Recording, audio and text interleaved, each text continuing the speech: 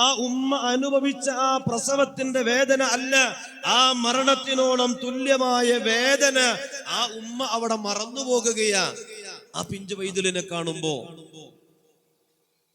പിന്നെ അവന് വേണ്ടിയാണ് രാവും പകലും ഉറക്കമൊഴിക്കുന്നത്.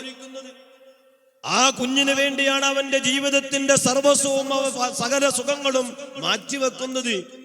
അള്ളാഹുവിന്റെ ഹബീബ് പറഞ്ഞു, ഇല്ല, ആ കുഞ്ഞിനെക്കാളും നീ എന്നെ പ്രിയം വെക്കുന്നത് വരെ നിങ്ങളാരും യഥാർത്ഥ മുഅ്മിനാകൂല. ഒരിക്കൽ മഹാനായ ഉമർ ഇബ്നുൽ ഖത്താബ് റളിയല്ലാഹു തആല അൻഹു നബി സല്ലല്ലാഹു അലൈഹി വസല്ലമ തങ്ങളുടെ ഹദറത്തിൽ വന്നുകൊണ്ട് പറഞ്ഞു, നബിയേ, ഞാൻ എൻ്റെ റൂഹിനെക്കാളും എൻ്റെ നഫ്സും എൻ്റെ റൂഹും കഴിഞ്ഞ് മറ്റ് എല്ലാത്തിനേക്കാളും നബിയെ അവിടുത്തെ ഞാൻ സ്നേഹിക്കുന്നു. എൻ്റെ ശരീരവും എൻ്റെ റൂഹും അതല്ലാത്ത ഈ ദുനിയാവിൽ എന്തെല്ലാം ഉണ്ടോ അതിനേക്കാളും എല്ലാം ഉപരിയായി നബിയേ അവിടുത്തെ ഞാൻ ഇഷ്ടപ്പെടുന്നു എന്ന് പറയുന്ന സന്ദർഭത്തിൽ ഹബീബായ റസൂലുള്ളാഹി സ്വല്ലല്ലാഹു അലൈഹി വസല്ലമ തങ്ങൾ പറയുന്നത്, ഉമറേ, നിന്റെ ഈമാൻ പൂർണ്ണമായിട്ടില്ല. ഉമറിന്റെ ഈമാൻ പൂർണ്ണമായിട്ടില്ല. ഉമറിന്റെ ഈമാൻ പൂർണ്ണമാകണമെങ്കിൽ നിന്റെ ശരീരത്തിനേക്കാൾ, നിന്റെ റൂഹിനേക്കാൾ, നിന്റെ ആത്മാവിനേക്കാൾ ഞാൻ പ്രിയപ്പെട്ടവരാകുന്നത് വരെ ഉമറേ നിന്റെ ഈമാൻ പൂർണ്ണമാകുന്നതല്ലെന്ന് ഹബീബായ നബി സല്ലല്ലാഹു അലൈഹി വസല്ലമ തങ്ങൾ പറയുമ്പോ ഉമർ റളിയല്ലാഹു അൻഹു പറയുന്നു, ഫിദാക അബീ വ ഉമ്മി വ റൂഹി വ നഫ്സി യാ റസൂലല്ലാഹ്. നബിയേ, എൻ്റെ ആത്മാവ്, എൻ്റെ ഈ ശരീരം എല്ലാം അവിടത്തേക്ക് സമർപ്പിച്ചിരിക്കുന്നു ഹബീബേ. ഈ ദുനിയാവിലെ എല്ലാത്തിനേക്കാളും എനിക്ക് ഇന്ന് ഏറ്റവും ഇഷ്ടം അവിടത്തോടാണെന്ന് പറയുമ്പോ മുത്തുനബി പറയുന്നു, ഇപ്പോഴാണ് ഉമറേ നിങ്ങളുടെ ഈമാൻ പരിപൂർണമായത്. എന്തിനാ പ്രിയമുള്ളവർ ഒരു നേതാവ് എന്തിനാ ഇങ്ങനെ പറയുന്നത്? അവിടെയാ നമ്മൾ മനസ്സിലാക്കേണ്ടത്. ഇന്നല്ലാഹു വ മലായികത്തുഹു യുസല്ലൂന അലൻ നബി യാ അയ്യുഹല്ലദീന ആമനൂ സല്ലൂ അലൈഹി വസല്ലിമൂ തസ്ലീമാ. എന്തിനാണ് അല്ലാഹു തആല ഈ ആയത്തെ അവതരിപ്പിച്ചത്? ഈ ആയത്ത് അവതരിപ്പിച്ചത് എന്തിനാ? ഈ ലോകത്ത് അള്ളാഹുവിന്റെ പടപ്പുകളായി കടന്നു വരുന്ന ഓരോ വിശ്വാസിയും അവർ നാളെ പരലോകത്ത് രക്ഷപ്പെടാൻ ഹബീബിനോടുള്ള സ്വലാത്തല്ലാതെ കഴിയൂല, അവിടുത്തെ ഇഷ്ടപ്പെടാതെ കഴിയൂല, ഹബീബിന്റെ മേൽ സ്വലാത്ത് ചെല്ലാതെ കഴിയൂല. അതുകൊണ്ട് അല്ലാഹു തആല ഒരു ആയത്തിലൂടെ ഈ ഒരു ശൈലി ഉപയോഗിച്ചു കൊണ്ട് പറഞ്ഞു, ഉമ്മത്തേ, യാ അയ്യുഹല്ലദീന ആമനൂ, ഓ ഈമാനുള്ളവരെ, ഓ വിശ്വാസികളെ, സ്വല്ലൂ അലൈഹി വസല്ലിമൂ തസ്ലീമാ. ആ ഹബീബായ മുത്തുനബി സല്ലല്ലാഹു അലൈഹി വസല്ലമ തങ്ങളുടെ പേരിൽ നിങ്ങളുടെ സ്വലാത്തുകളും സലാമുകളും അധികരിപ്പിക്കണേ. അതിലൂടെ വിശ്വാസികൾക്ക് സമാധാനമുണ്ട്. അലാ ബിദിക്രില്ലാഹി തത്മഇന്നുൽ ഖുലൂബ്. ശാന്തിയും സമാധാനവും അല്ലാഹുവിനെ സ്മരിക്കുന്നതിലാണ്, അല്ലാഹുവിനെ ഓർക്കുന്നതിലാണ്, അവനെ ദിക്ർ ചെല്ലുന്നതിലൂടെ മാത്രമേ ലോകത്തിന് സമാധാനം ലഭിക്കുകയുള്ളൂ എന്ന് പരിശുദ്ധമായ ഖുർആനിൽ അല്ലാഹു തആല ഓർമ്മപ്പെടുത്തുന്നു. ഞാൻ അവസാനിപ്പിക്കുക, ബഹുമാനപ്പെട്ട ഉസ്താദ് ഇപ്പോൾ തന്നെ എത്തും.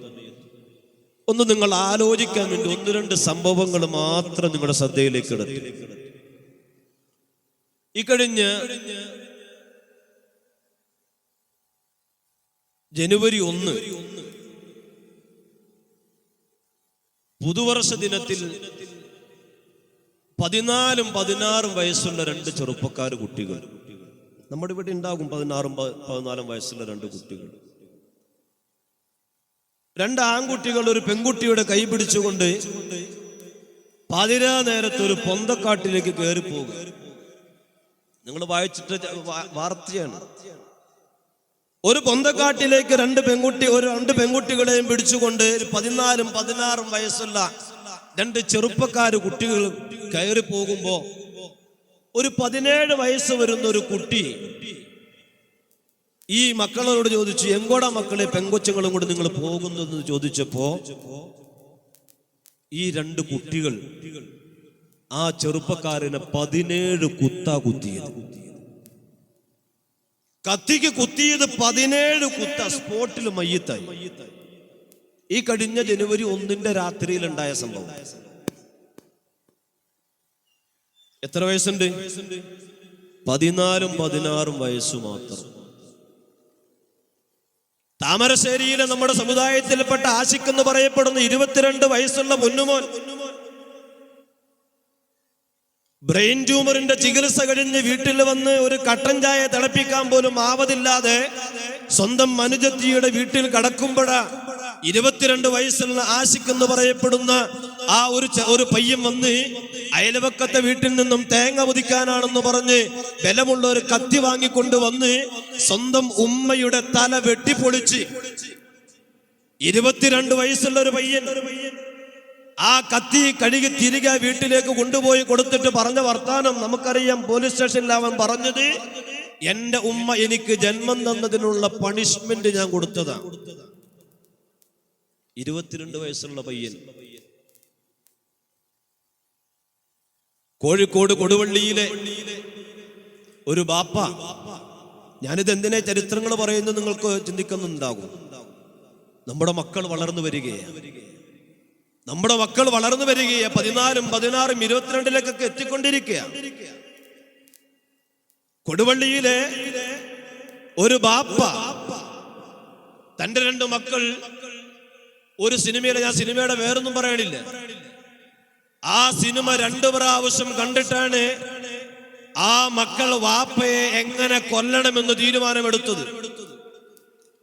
+1 പഠിക്കുന്ന തന്റെ കൂട്ടുകാരനെ വിളിച്ച് ലാബിൽ നിന്നും ക്ലോറോഫോം കൊണ്ടുവന്ന് ബാപ്പ ഇരിക്കുമ്പോ ഒരു കോട്ടണിലേക്ക് ആ ക്ലോറോഫോം ഒഴിച്ച് ബാപ്പയുടെ പിന്നാലെ വന്ന് വായിലേക്കും മൂക്കും പൊത്തിപ്പിടിച്ച് ക്ലോറോഫോം കൊണ്ട് പൊത്തിപ്പിടിക്കുമ്പോ മരണവെപ്രാളത്തിൽ ആ വാപ്പ കാലിട്ടടിക്കുമ്പോ രണ്ടാമത്തെ മകൻ ബാപ്പയുടെ കാല് പിടിച്ച കാലിൽ കയറിയിരുന്ന് ആ ബാപ്പയെ ഈ പരലോകത്തിലേക്ക് യാത്രയാക്കിയിട്ടുണ്ട്. എങ്കിൽ എന്റെ പ്രിയമുള്ള സഹോദരന്മാരെ, പോലീസ് സ്റ്റേഷനിൽ മക്കള് പറഞ്ഞത്, ഞങ്ങൾ ഇന്ന സിനിമ കണ്ടിട്ട് ആ സിനിമയിൽ നിന്നുമുണ്ടായ പ്രചോദനമാണ് ഈ ബാപ്പ ഈ രൂപത്തിൽ കൊല്ലാൻ ഞങ്ങൾ തയ്യാറെടുത്തത്. അവസാനിച്ചവിടെ. ഞാൻ ഈ പറയുന്ന കഥകളൊന്നും അമേരിക്കയിലോ യൂറോപ്പിലോ കഥകളല്ല, നമ്മുടെ ഈ കൊച്ചു കേരളത്തിൽ നടന്ന സംഭവം. ഏതാനും ദിവസങ്ങൾക്ക് മുമ്പല്ലേ, അല്ലെങ്കിൽ മാസങ്ങൾക്ക് മുമ്പല്ലേ, നമ്മുടെ തൊട്ടയൽവക്കത്തെ ജില്ലയായ കോട്ടയം ജില്ലയിലെ ഒരു അപ്പൻ സ്വന്തം മകളെയും കൂട്ടിക്കൊണ്ട് അവരുടെ വീടിനടുത്തുള്ള ഒരു ആശുപത്രിയിലേക്ക് കടന്നു ചെന്നു.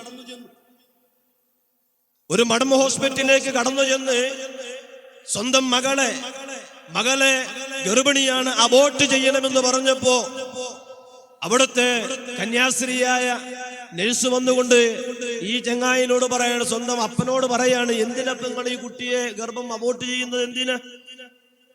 എന്താണിപ്പോ അതിന്റെ ആവശ്യം? അതിവിടെ നടക്കൂല എന്ന് പറഞ്ഞപ്പോ ഈ അപ്പൻ ആ കന്യാസ്ത്രീയോട് പറഞ്ഞൊരു വർത്താനുണ്ട്. സിസ്റ്ററെ, എന്റെ മകൾക്ക്, ഇത് എന്റെ മകളാണ്, എന്റെ മകളുടെ ഉദരത്തിൽ വളരുന്ന കുഞ്ഞ് അവളുടെ ഭർത്താവിന്റെ അല്ല, എന്റെ സ്വന്തം മകനിൽ നിന്നുമുണ്ടായ ഗർഭമാണത്. അങ്ങനെ അവസാനം ഈ 2 കുട്ടികളെയും, ആങ്ങളെയും പെങ്ങളെയും പിടിച്ചിരുത്തി കൗൺസിൽ നടത്തുമ്പോ ഈ ആങ്ങളെയും പെങ്ങളും കരഞ്ഞുകൊണ്ട് അവരോട് പറഞ്ഞൊരു വർത്താനുണ്ട്.